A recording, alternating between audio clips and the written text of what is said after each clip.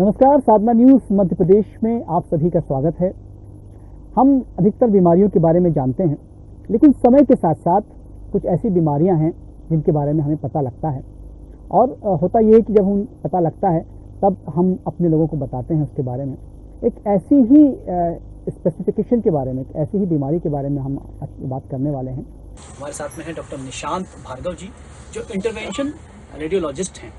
ये intervention radiologist क्या है, इसके अंतर्गत कौन कौन सी बीमारियां आती हैं और कैसे उपचार होता है और भविष्य में इसकी क्या संभावना है, इस पर हम बात करेंगे। सर, बहुत स्वागत करते हैं। नमस्कार दीक्षित जी, धन्यवाद जी। सबसे पहले सर, ये जो इंटरवेंशन रेडियोलॉजिस्ट हैं, ये एग्जैक्टली मुझे लगता है कि ये शब्द कुछ नया है आम लोगों के लिए जी। तो इस पर थोड़ा सा प्रकाश डालिए, ये है क्या? जी हाँ, देखिए, इंटरवेंशन रेडियोलॉजिस्ट एक नई पद्धति है जी, जो कि रेडियोलॉजी जो ब्रांच है, जिसमें कि आपने सुना होगा एमआरआई, सीटी स्कैन, एक्सरे जैसी आधुनिक विधियां, जिससे कि बीमारियों के बारे में पता किया जाता है। जी, इसी से एक इवॉल्व या निजात हुई है, जिसमें कि बीमारियों के डायग्नोसिस से उठकर उनका इलाज भी रेडियोलॉजी माध्यम से, यानी फ्लोरोस्कोपी में या सीटी में या एमआरआई में अगर किया जा सके, जो कि बिना किसी चीरा फाड़ी के एक पिन होल सर्जरी, एक छोटी सी सुई के द्वारा नसों के अंदर प्रवेश करके कुछ ऐसी तकनीक को यूज किया जाए जो कि रेडियोलॉजी माध्यम यूज करती हैं।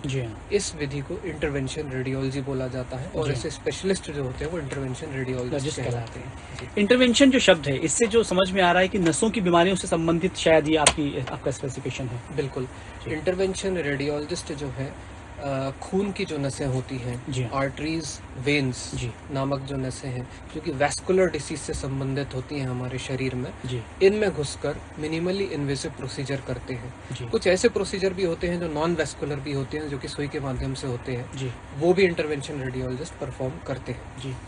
और कौन कौन सी ऐसी बीमारियां हैं जो इसके अंतर्गत आती हैं? अगर मैं बात करूं हेड टू टो से, सर से लेके पांव तक, तो कई सारी ऐसी बीमारियां हैं। जैसे कि दिमाग में हम बात करें तो दिमाग का लकवा, ब्रेन स्ट्रोक जिसको बोला जाता है।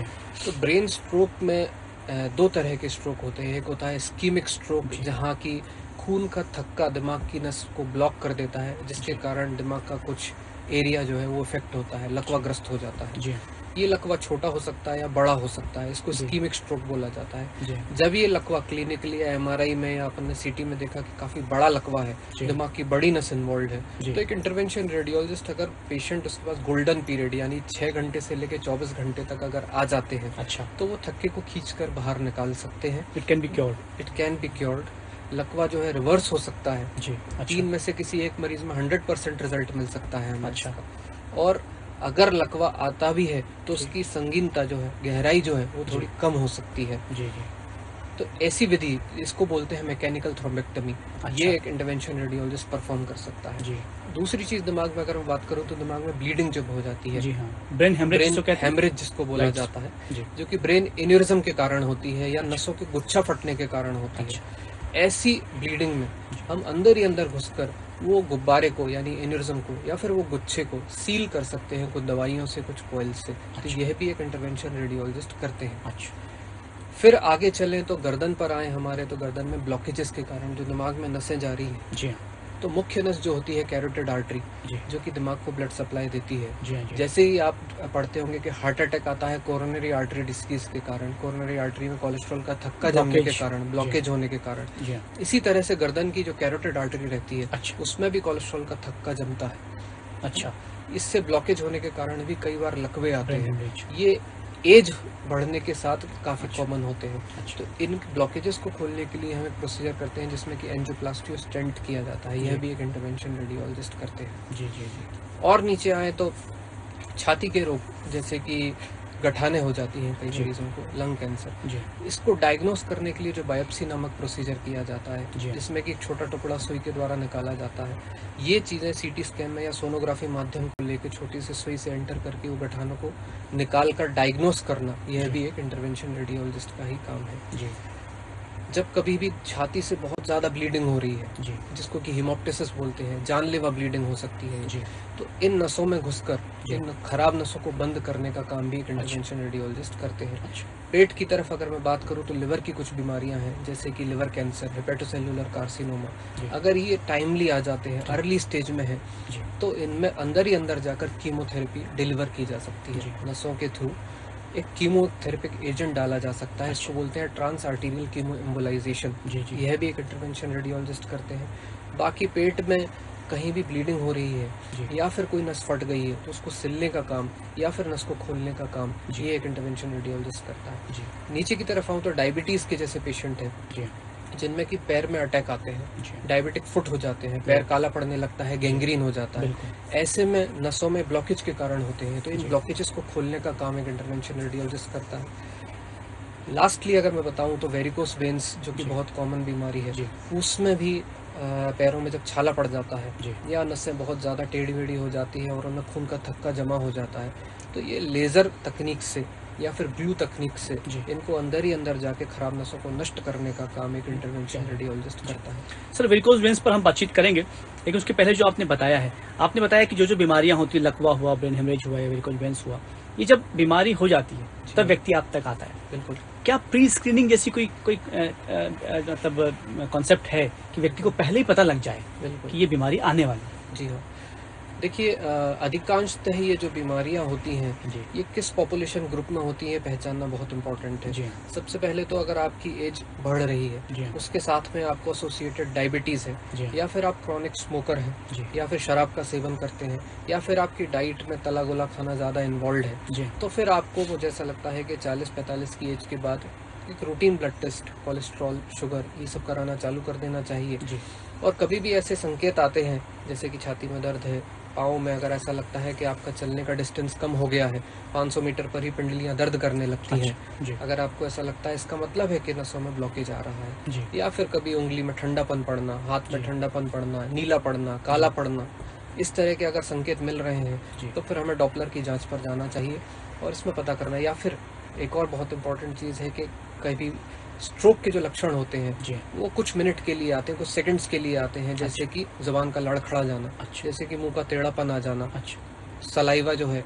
हमारा थूक जो है, लार का टपकना जी एकदम से एक कोने से, जी या फिर हाथ पाँव में कमजोरी आना। ये घर वाला कोई ऑब्जर्व कर लेता है, ऐसा होता है कि 15 सेकंड में ही ये सिम्टम चला गया, 1 मिनट में ही, 1 मिनट के लिए आया दौरा, उसके बाद चला गया, जी ये स्ट्रोक के संकेत हो सकते हैं। अच्छा। तो ऐसे में स्क्रीनिंग कराना बहुत इंपॉर्टेंट है। सर अगर हम अब वेरिकोज वेन्स की हम बात करते हैं, जिस बीमारी का हम जिक्र कर रहे हैं, ये पहले तो क्या है, मतलब क्योंकि अधिकतर शायद लोगों में ये होती है, अमूमन ज़्यादा लोगों में ये बीमारी पाई जाती है, तो इसके क्या कारण है, क्यों होती है?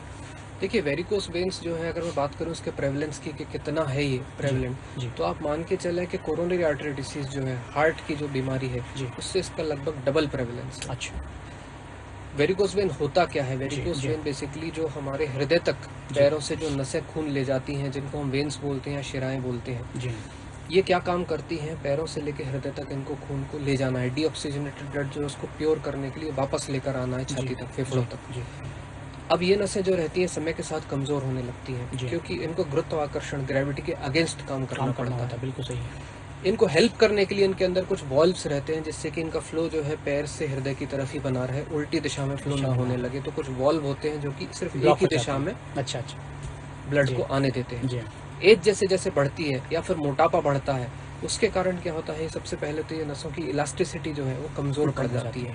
दूसरी चीज होती है कि जो वॉल्व्स रहते हैं वो दुर्बल हो जाते हैं। अच्छा अच्छा अच्छा इसके कारण खून जो है नीचे इकट्ठा होने लगता है। बिल्कुल नीचे इकट्ठा होने लगता है तो इसके अर्ली लक्षण क्या होते हैं कि आपको कुछ नीली, टेढ़ी बेढ़ी, बैगनी कलर की नसें पैरों में दिखने लगेंगी। जी लोग अक्सर कंप्लेन करते हैं कि थकावट बहुत ज़्यादा हो जाती है, रात में जब बेड में सोने जाते हैं तो पैर के निचले हिस्से में सूजन का आ जाना, ये जी, सारे बिल्कुल। ये सारे जो है लक्षण हैं वेरिकोस वेन्स के। अच्छा अच्छा अच्छा इनके कारण की बात करूं मैं तो सबसे पहला तो अपन ने डिस्कस किया एल्डरली एज, यानी समय के साथ 50-60 साल उससे ऊपर के लोगों में जो है पैर की नसों की इलास्टिसिटी कम हो जाना, उनका कमज़ोर पड़ जाना, वॉल्व्स का दुर्बल पड़ जाना, जी। एक ये मुख्य कारण है।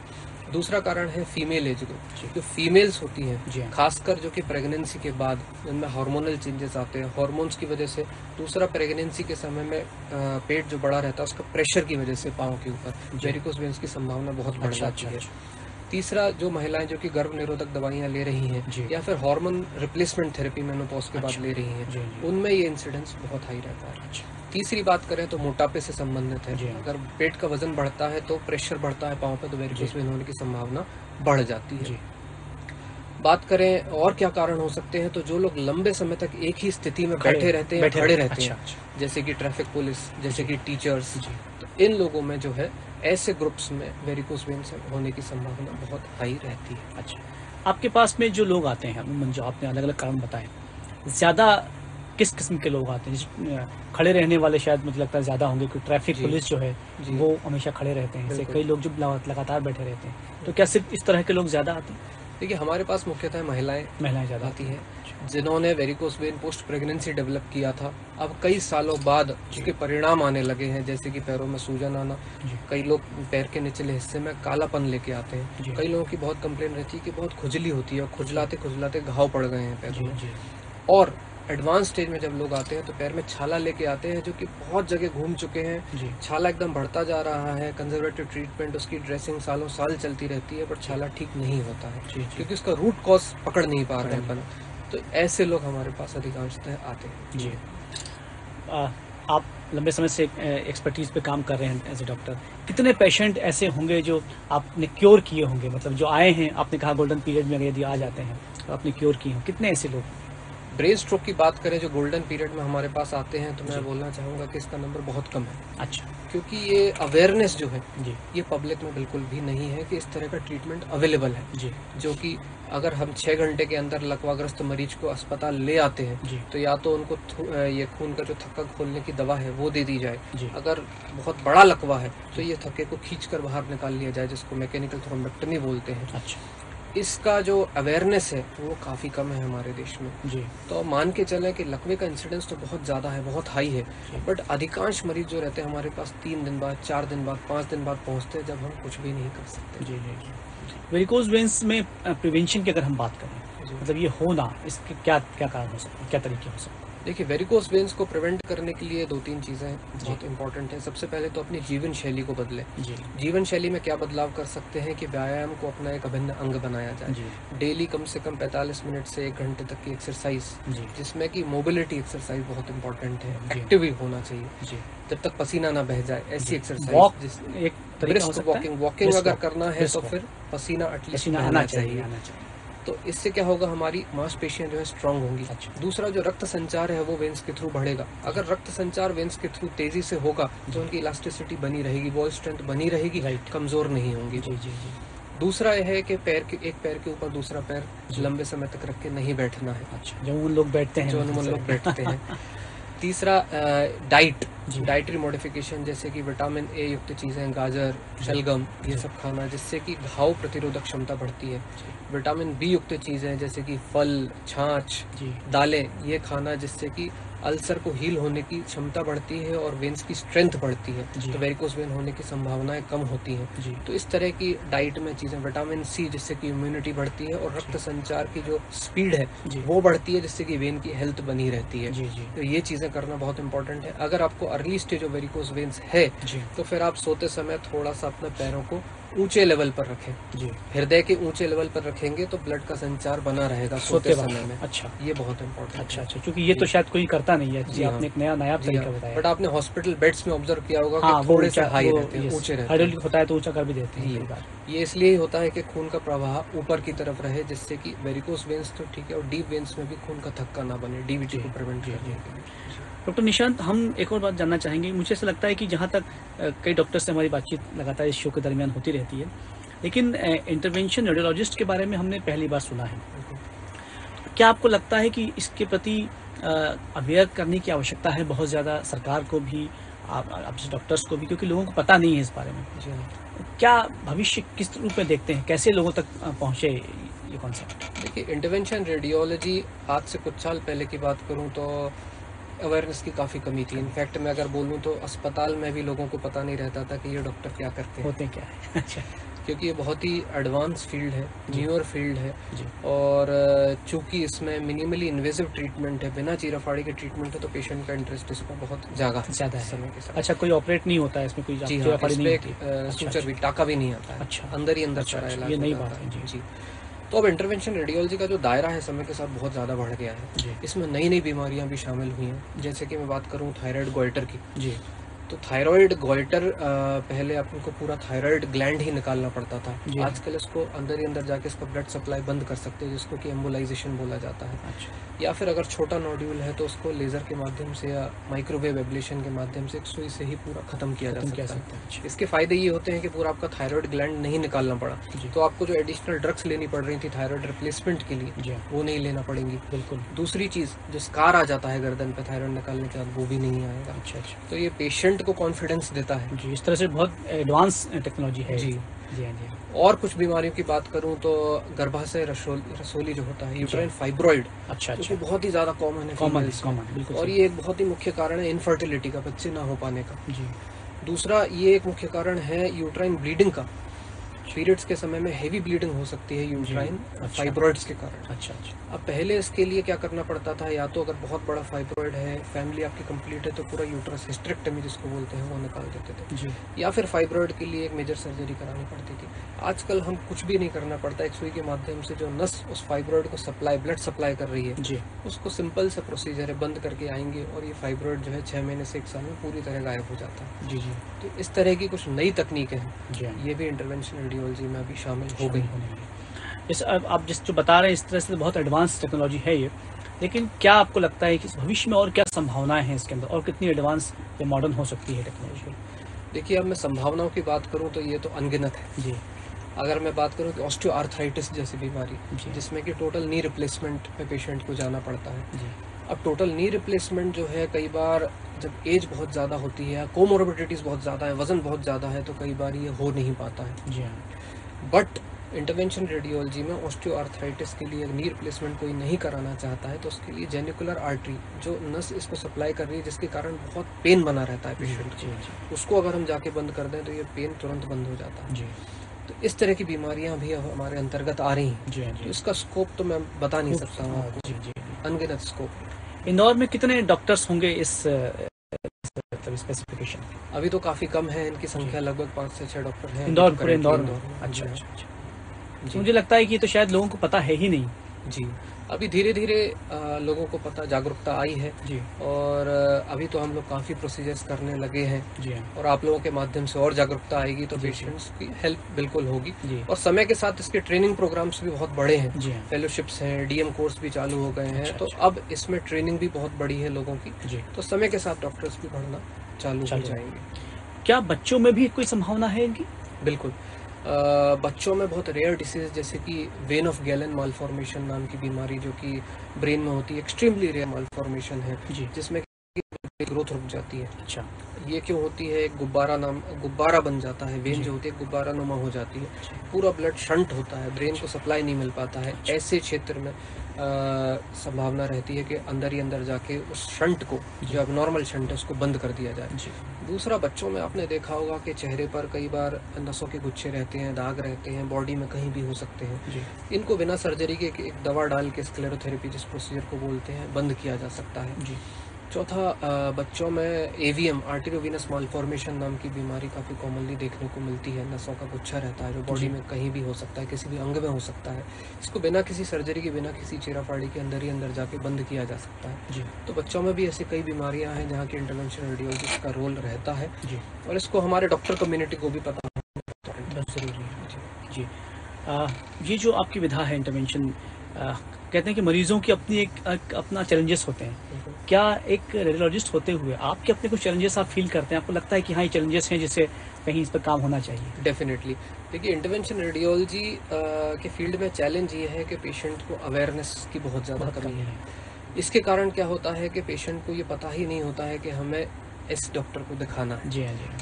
इस चक्कर में पेशेंट बहुत ज़्यादा घूमता रहता है, परेशान हो जाता है। जी। इससे क्या होता है कि फैमिली का तो इकोनॉमिक फाइनेंशियल लॉस बहुत हो जाता है। जी हाँ, बिल्कुल सही। क्योंकि अलग अलग डॉक्टर्स के पास अलग अलग ओपिनियन लेते हैं पेशेंट, अपनी जीवनी खर्च करता है, तो अल्टीमेटली कुछ भी नहीं मिलता है। जी हाँ। तो इसमें हमारे चैलेंजेस ये हैं कि पेशेंट को हम तक कैसे पहुंचे, वो अपने आप इस अवेयरनेस को क्रिएट करना ही सबसे बड़ा चैलेंज है। जी जी। तो अभी होपफुली जी इसी तरह के इंटरव्यूज के माध्यम से पब्लिक तक हम पहुंच पाएंगे जी। और शायद पब्लिक हम तक पहुंच पाए। मैं चाहूँगा एक बार फिर से आप इस वक्त रूबरू आपको समझ रहे हैं, उन्हें बताएं कि इस तरह की बीमारियां जो हैं उसके लक्षण क्या होते हैं, और जो बाद में जुड़े हैं दर्शक वो देख पाएंगे, और कैसे वो पहचानें और आप तक कैसे पहुँचें। जी हाँ, देखिए अगर हम बात करें वेरिकोस वेन्स की, जैसे हम बात कर रहे थे, तो इसके मैं लक्षण आपको बता देता हूँ कि अनुमान तौर पर पैर के निचले हिस्से में अगर सूजन आती है एड़ी के आसपास दोनों पाँव में, दूसरा थकान महसूस होती है, पैरों में दर्द रहता है, तीसरा पैरों में कालापन आ रहा है निचले हिस्से में, चमड़ी जो है कड़क हो रही है, आजू बाजू में एकदम खुजली होती है, या फिर एंड स्टेज में घाव पड़ जाते हैं, छाले हो जाते हैं जो कि ठीक ही नहीं हो रहे हैं, ये वेरिकोस वेन के लक्षण हो सकते हैं। पेरिफेरल आर्टेरियल डिसीज यानी नसों के ब्लॉकेज अगर पैर में हो रहे हैं, उसके लक्षण क्या हो सकते हैं कि आप पहले 1 किलोमीटर 2 किलोमीटर चल पाते थे, अब जो है आप सिर्फ 500 मीटर में ही आपकी पिंडलियों के हिस्से में बहुत ज्यादा पेन होने लगता है, काफ्स में पेन होने लगता है। इसका मतलब नसों में कुछ ना कुछ ब्लॉकेज है। तो आप, और अगर आप डायबिटिक हैं तो इसकी संभावना बहुत ज्यादा है। तीसरा स्ट्रोक के लक्षण जो मैंने आपको बताए कि चेहरे का एक तरफ का टेढ़ापन हो जाना सडनली, या फिर शरीर के एक हिस्से में कमजोरी आ जाना, या फिर जबान में लड़खड़ाहटपन आ जाना, ये एक स्ट्रोक के संकेत है। ये एक मेडिकल इमरजेंसी है। अगर ऐसे में किसी भी घर वाले को ये हो रहा है तो आपको इसको तुरंत पहचानना है और तुरंत एक स्ट्रोक रेडी हॉस्पिटल में ले जाना है, जहाँ की हर तरह का इलाज संभव हो। जी जी। तो ये कुछ लक्षण है कॉमन बीमारियों के।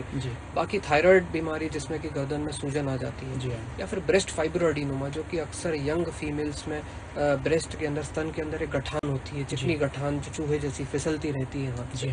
इसके भी इलाज संभव है बिना किसी सर्जरी के, बिना किसी चीराफाड़ी के, सिर्फ सुई के माध्यम से इलाज हो सकते हैं। अच्छा।